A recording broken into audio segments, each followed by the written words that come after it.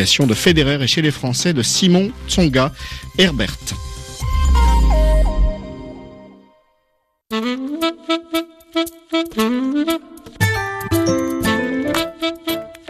La danse des mots, Yvan Amar.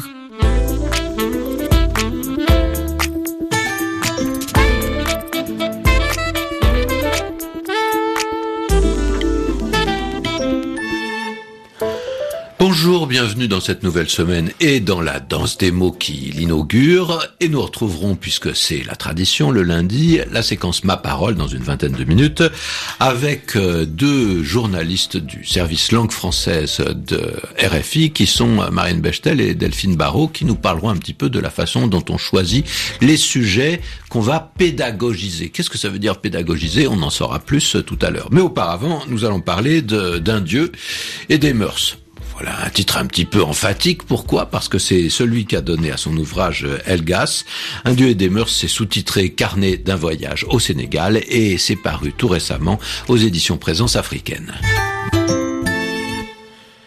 Elgas, bonjour. Merci pour ce dieu et ses mœurs. C'est un gros livre qui est un livre à la fois de souvenirs et de découvertes d'une certaine façon. Vous vivez en France depuis un certain temps. Vous êtes d'origine sénégalaise.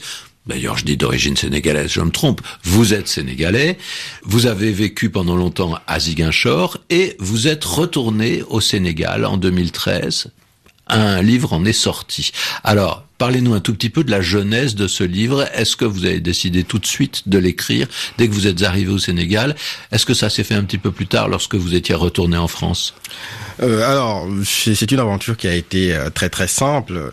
Moi, j'ai des projets d'écriture sur le Sénégal qui sont antérieurs au voyage. Donc, le voyage a été un déclencheur, ça a un peu fécondé le projet. Alors, je raconte dès le début du livre la première nuit à Dakar qui a été très très cocasse. Donc, on n'arrive pas à dormir, on est assailli par le bruit, par la fureur environnante. Et je me suis dit, bon... Ça faisait longtemps que vous aviez quitté le Sénégal lorsque vous y êtes retourné ? Ça faisait 4 ans. Alors moi, je suis venu... 4 ans sans revenir ? 4 ans sans revenir. Ah, c'est beaucoup, hein.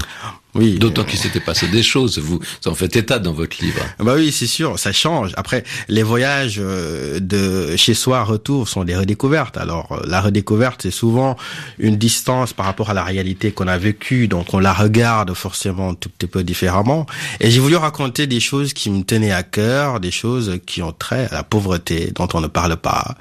Il y a une pauvreté, on va dire, aiguë, que tout le monde connaît, dont la figure archétypale, on va dire, c'est la famine, par exemple, qu'on a vu au Darfour. Cette pauvreté, elle interpelle. La communauté internationale est saisie d'émotions et on en parle. Et il y a une pauvreté plutôt médiane dont on ne parle pas. Celle des gens qui ne peuvent pas se soigner, celle des gens qui ne vont pas à l'école pour avoir un diplôme, celle d'un système économique qui est finalement assez frappé de statu quo, ça bouge pas. Et dans cet univers-là, il est intéressant de voir comment les gens essaient de vivre malgré la difficulté. Et c'est ce que j'ai voulu saisir et c'est ce que j'ai voulu capter, c'est ce que je raconte dans la première partie du livre, qui sont typiquement un carnet de voyage. Alors, la seconde partie, c'est plutôt un long éditorial sur la religion au Sénégal. Les sujets sont un peu délicats, mais je pense que la bienveillance des éditeurs a expurgé le texte de toute sa charge, on va dire expurgé, vous pensez, bon, vous n'avez pas été censuré quand même. Non. Très certainement pas, et puis je l'aurais pas accepté. Non, ils ont été bienveillants, c'est pourquoi j'insiste sur ce mot. La bienveillance des auditeurs a un peu nettoyé le texte, et puis c'est un produit, je pense, garanti sans indigestion. Alors Elgas, vous avez été assailli par cette pauvreté quand vous êtes retourné au Sénégal ? Oui, je l'ai vu se déployer, je l'ai vu frapper les enfants que le décor urbain sénégalais connaît très très bien, les talibés. Des enfants, des milliers qui errent dans la rue. Ces enfants-là sont une figure première, accolée comme ça, comme une tache indélébile sur la vitrine du pays. Donc ces enfants-là souffrent de pauvreté terrible, mais pas que. Il y a quelque chose de très très intéressant à observer, c'est qu'il y a une cristallisation de la vie sénégalaise, que ce soit au niveau économique, social et politique, au niveau des centres urbains. Et les profondeurs rurales sont un peu exclues, on va dire, des intérêts. Et quand on s'immisce un tout petit peu dans le quotidien de ces gens-là à l'intérieur du pays, c'est tragique. Il y a un récent rapport, d'ailleurs, RFI l'a relayé, sur le Sénégal pour étudier la pauvreté. Alors, il y a eu un rapport du FMI qui était sorti, qui avait fait éructer la scène politique sénégalaise, qui disait que le Sénégal faisait partie des 25 pays les plus pauvres. Naturellement, tendre un miroir comme ça à un pays où le patriotisme est un peu zélé, ça a heurté les gens. Et le rapport qui est sorti récemment montre qu'un Sénégalais sur deux s'estime pauvre. Et on monte à 67% des Sénégalais quand on va en zone rurale. Et donc moi, Ziguinchor, c'est un gros village. Ziguinchor, qui est donc à l'extrême sud du pays, pas très loin de la frontière avec la Guinée-Bissau. Voilà, chef-lieu de la Casamance, région qui a connu un conflit pas totalement résorbé jusqu'à présent, et région qui vit dans une pauvreté très très difficile, un horizon miné, il n'y a pas de travail, l'économie est gangrénée. Et puis les séquelles du conflit se montrent de plus en plus terribles sur les populations. Et c'est tout ça que j'ai voulu raconter en essayant d'imputer quand même un peu la responsabilité à ce que j'ai identifié comme étant des problèmes majeurs, c'est-à-dire l'abus dans la perpétuation traditionnelle et puis cette terrible tenaille religieuse qui ne laisse pas forcément le loisir à la liberté, à la créativité, à la redécouverte de soi, plein de choses qui peuvent être des digues face à la pauvreté. C'est tout ça que j'ai voulu raconter, nous dites-vous, Elgas. Est-ce qu'il s'agit vraiment de raconter? Qu'est-ce que vous avez voulu faire dans ce livre qui se présente, me semble-t-il, comme un peu un album de photos, un album d'instantanés. Je dis des photos par métaphore, il n'y a pas de photos dans votre livre, mais vous captez un certain nombre de scènes, d'images qui sont représentatifs de problèmes que vous voulez dénoncer. C'est tout à fait ça, la métaphore est très très juste. Le premier livre s'appelle Tableau d'un séjour, donc forcément c'est très très imagé, je raconte des épisodes que j'ai vécus, des témoignages que j'ai recoupés. Alors, je suis aussi un auteur, donc il y a un travail littéraire qui est fait, il y a un travail sur la langue, on essaie de romancer les choses. Vous avez beaucoup romancé ? J'ai assez romancé. Alors, je précise que tout est vrai. Voilà. Alors, que veut dire romancer lorsque tout est vrai? Alors, romancer, c'est une formulation, c'est un travail sur la langue. Après, moi, je suis pas un ethnologue, je suis pas un sociologue. En écrivant ce livre, je veux dire, par ailleurs, je suis universitaire, je suis sociologue, je suis doctorant. Mais en écrivant ce livre, je ne restitue pas la réalité telle qu'elle est. Je veux dire, j'ai une marge de création qu'ont les écrivains et je ne l'ai pas boudé en faisant ce livre-là. Et puis moi, j'ai toujours aimé une littérature qui n'était pas cantonnée à une certaine orthodoxie littéraire. J'ai toujours aimé une langue vive, c'est pas une matière inerte. Mais comment l'avez-vous exploité justement, cette marge qu'il y a entre la réalité que vous sentez, que vous découvrez ou que vous redécouvrez après ces 4 années d'absence, et la façon dont vous l'avez écrite? Alors, il y a une denrée qui est très présent dans le livre, c'est l'ironie. C'est une palette de l'éventail qu'a l'écrivain.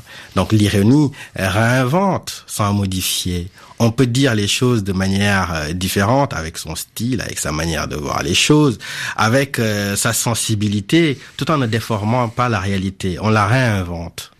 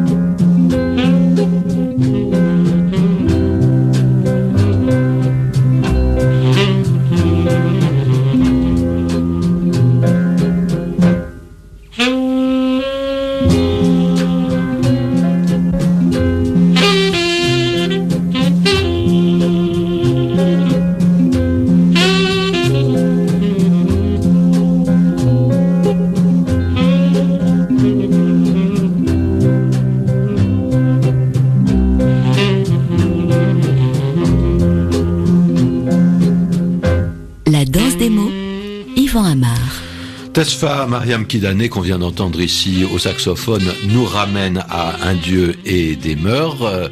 Donc, Helga, c'est le livre que vous venez d'écrire et de faire paraître. Vous allez nous en lire une petite page. Espoir douché au sommet de ses escomptes, 4 heures et 2 cinglés meugles, cris démons. Je distingue à peine ce qu'ils disent. Joglen, me semble-t-il, ils sont 2, jumeaux dans l'horreur.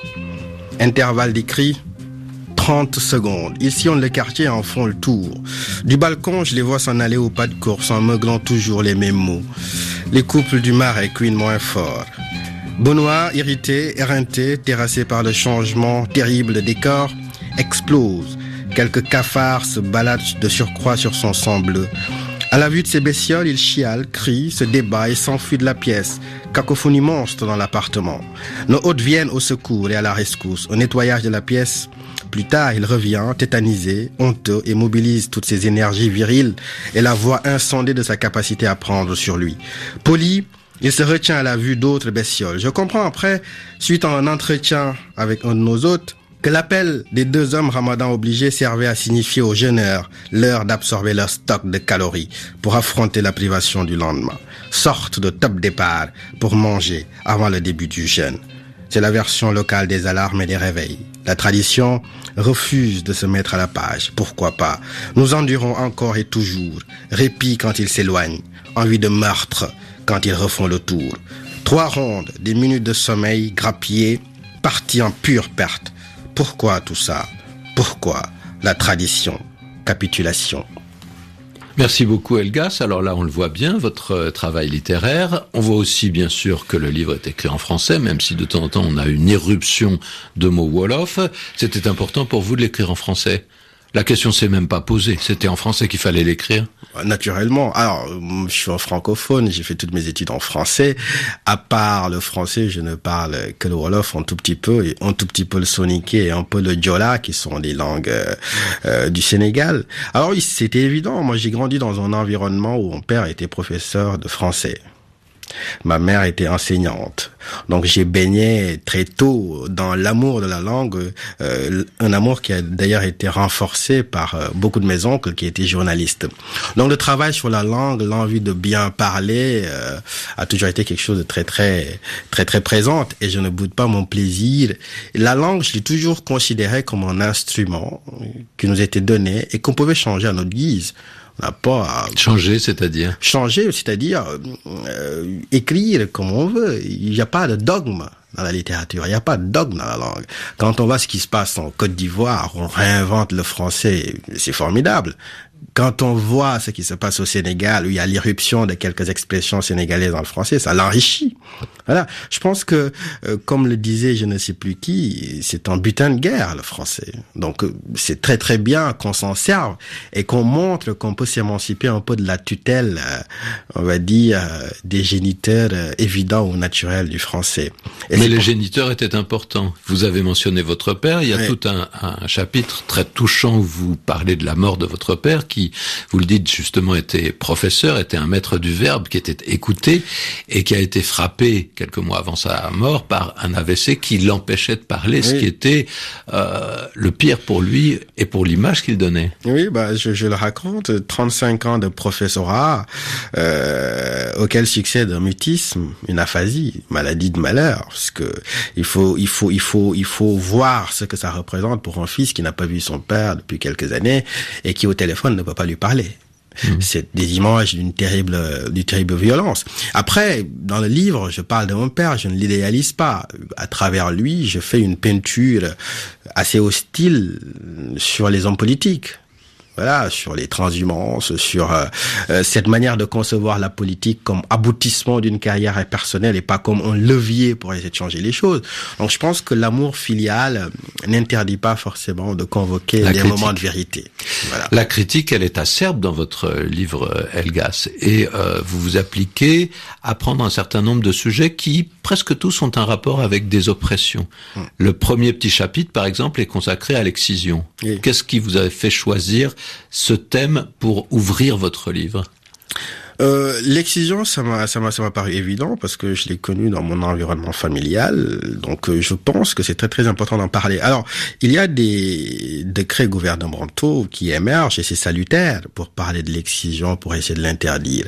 Mais quand on s'intéresse à la représentation traditionnelle, sociale, culturelle que les gens en ont à l'intérieur, on voit qu'il y a une dichotomie entre la parole officielle politique et comment les gens le pensent. Les gens vivent encore l'interdiction de l'excision comme quelque chose d'injuste qui vient contrarier leur tradition. C'est pourquoi c'est un peu le fil rouge du livre. Je me suis vu opposer systématiquement, et par des gens que je soupçonnais pas, une phrase et une formule. C'est né de tradition, c'est nos traditions et c'est nos valeurs. Alors, vous avez parlé de dichotomie, je vous interromps juste pour vous poser cette question. Dichotomie entre quoi et quoi? Non pas peut-être entre deux paroles différentes, mais entre une parole et un silence, et un implicite. Car quand on vous lit, et qu'on voit ce que vous dites de la tradition, on a l'impression que le poids de la tradition tient aussi justement à ce poids de silence qui l'entoure, et qui emporte tout, et qui est plus fort qu'une parole rationnelle. Oui, faut voir les deux piliers sur lesquels est assis la société sénégalaise. C'est le pilier religieux et traditionnel. Alors, la religion, c'est un dogme encore très très dur. On ne doit pas la contester, la religion. La tradition tabou. Aussi, c'est tabou. Est-ce que ces deux choses sont tabous de la même façon, la religion et la tradition? Je pense que la religion a su, au fur et à mesure, convertir la tradition à son dessein unique. On va dire, c'est une tutelle bicéphale. Si je peux me permettre. Alors, la religion est au sommet de la hiérarchie, la tradition vient derrière, mais ils s'entendent très très bien. Même si pendant très longtemps, on a pensé que, on va dire, la tradition ancienne africaine était un contrepoids face à la religion, on voit que c'est un peu différent, particulièrement au Sénégal. Une phrase assez belle d'un auteur qui disait en Afrique, on est à 50% catholique, à 50% musulman et à 100% animiste. Donc, je pense que c'est assez juste de manière générale, d'où d'ailleurs la mauvaise foi. On est dans des équilibres qui ne sont pas encore parfaitement trouvés. On est dans une hybridation qui n'a pas forcément prise. Et on est dans ce déchirement identitaire où les gens vivent quand même avec plus de relations de terreur vis-à-vis de l'islam, particulièrement au Sénégal. Ouais. Alors, lorsque vous parlez de la tradition, vous pointez un certain nombre de pratiques qui sont toutes des pratiques d'oppression. Alors, on a parlé de l'excision, mais vous parlez du lévirat, et de la façon dont justement, après des veuvages, un certain nombre d'époux sont imposés aux femmes qui ont perdu leur mari précédent. Vous parlez du lynchage d'un homosexuel qu'on appelle quoi? Deux puces. Deux puces. Oui. Pourquoi deux puces? C'est un surnom local. Alors deux puces, j'imagine qu'on joue un peu sur un jeu de mots. On joue un peu sur le ressort de la bisexualité. Mais je me permettrai juste de revenir sur le côté oppression. Alors ça, c'est la face immergée, on va dire, de l'iceberg, émergée plutôt de l'iceberg, parce que c'est un peu plus compliqué. Je me suis vu opposer, disais-je tout à l'heure, une phrase systématiquement. Ce sont nos traditions et nos valeurs. Que ce soit le guichetier dans un service administratif qui est pris en flagrant délit de corruption passive, que ce soit l'exciseuse qui excise une fille, que ce soit l'homme politique qui s'arrange dans des marchés de gré à gré, que ce soit un type qui va voir la pharmacopée létale par réflexe. Tous ces gens-là, quand on leur pose des questions sur pourquoi ils le font, ils disent c'est nos valeurs et c'est nos traditions. Donc, on voit qu'il y a un travestissement finalement de ces valeurs-là. Il y a une résignation, il y a une pauvreté. Et il y a une phrase qui commence le livre, c'est on ne soupçonne que très peu la providence qu'assure la misère. C'est quand les gens sont habitués à un système difficile, pauvre, quasiment sans horizon de sortie de crise, ils s'adaptent à cette pauvreté-là. Et cette résignation devient particulièrement difficile. Et c'est ce que j'ai voulu peindre. Dans votre ouvrage, donc, exactement. Qui est destiné à qui? À toutes sortes de publics, j'imagine, pas uniquement mais aux Africains ou aux Sénégalais. Pour une fois, je suis pas suspect d'accointance avec les théories ou les tropismes identitaires, mais je pense que si le livre est lu au Sénégal et discuté au Sénégal, discuté surtout, parce que c'est pas une injonction, je veux un débat, je serais très très très ravi. Eh bien, merci en tout cas d'avoir été avec nous dans la danse des mots. Merci Elgas. Je rappelle le titre de votre livre Un Dieu et des mœurs. C'est paru il y a quelques mois aux éditions Présence africaine et la danse des mots cède maintenant la parole précisément à Ma Parole. Merci. Ma parole, ça t'apprendra.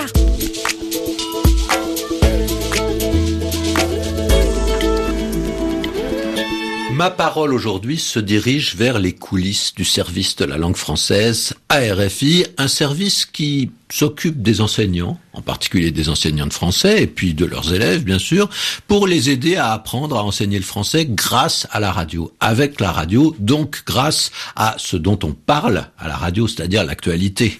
Alors Marine Bechtel et Delphine Barrault, merci de venir nous voir. Moi j'aimerais bien vous demander justement comment vous choisissez les sujets que vous allez traiter, que vous allez pédagogiser, comme on dit, mettre en avant pour que les profs et que les élèves aient quelque chose à se mettre sous la dent. Alors, comment choisir, Delphine ? Alors, justement, on choisit effectivement nos sujets par rapport à l'actu, l'actu chaude et l'actu froide, comme on dit. En deux mots, c'est quoi l'actu chaude et l'actu froide ? L'actu chaude, c'est la toute récente ? La toute récente, voilà, celle et la plus qui vient imprévue, d'arriver, la plus imprévue.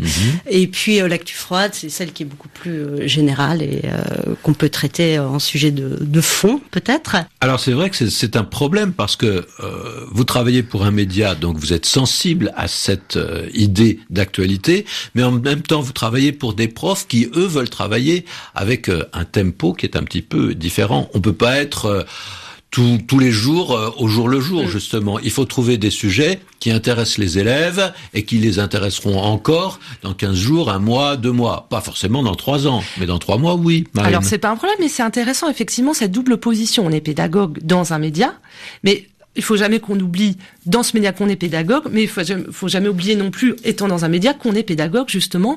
Donc, on se positionne par rapport à l'actu chaude, certes, mais surtout l'actu pérenne, froide, comme tu disais tout à l'heure. C'est un mot un peu à la mode, mais qu'est-ce que ça veut dire, pérenne ? C'est du jargon aussi, un peu du jargon journalistique, pérenne, c'est-à-dire l'actualité qui dure. Voilà, ouais. C'est ça. Souvent de l'actualité culturelle, il faut dire, mais pas toujours. Donc, on se positionne beaucoup par rapport à ça, parce qu'on sait que les enseignants aiment bien travailler un peu en profondeur sur des sujets qui vont être toujours d'actualité justement pendant plusieurs années. Les apprenants aussi d'ailleurs. Voilà, donc faut pas qu'on oublie ces deux positions. Actualité d'un côté dans un média, pédagogue de l'autre. Alors, un exemple justement d'actualité plus ou moins imprévue par rapport à laquelle il faut réagir vite. Qu'est-ce qui vous est tombé dessus ces derniers jours, Delphine ? Alors, ces derniers jours, on a parlé de la mort de David Bowie. Les morts, c'est toujours difficile. Il y en a, on sent mourir, donc on peut se préparer. Il y en a d'autres, ça vous tombe dessus, on l'a moins prévu. Exactement. Et c'est pour ça que, justement, on a décidé de ne pas traiter les hommages à David Bowie, parce que ça, c'est typiquement un cas un sujet qui s'évapore trop vite. Mais qui s'évapore trop vite, c'est exactement. Donc, qu'est-ce que vous avez traité ? Alors, du coup, on a décidé de traiter le personnage de Ziggy Stardust. Il y a eu une émission spéciale, la bande passante David Bowie, qui est une mine pour nous. Et du en coup, 10 secondes, qui c'est ce Ziggy Stardust ? Ziggy, c'est l'avatar de Bowie, créé par Bowie. C'est un personnage qu'il a inventé, dans lequel il se coulait, avec ce pseudonyme de Ziggy Stardust qu'il a inventé et tué 1 an plus tard, parce qu'il prenait trop de place. Oui, il l'a tué sur scène. Ah oui, sur scène, c'est pas mal. Moi, j'aurais jamais osé. Bon. Et David Bowie, c'est un anglophone. Est-ce que c'est plus difficile pour vous de trouver justement des pistes pédagogiques quand le sujet fait référence à quelqu'un qui parle anglais ? Non, pas spécialement. Là, en l'occurrence, c'était un portrait du personnage Ziggy Stardust. Donc, on l'a traité vraiment sous l'angle portrait, en sachant que ça pourra intéresser justement les profs et apprenants pour les mois à venir.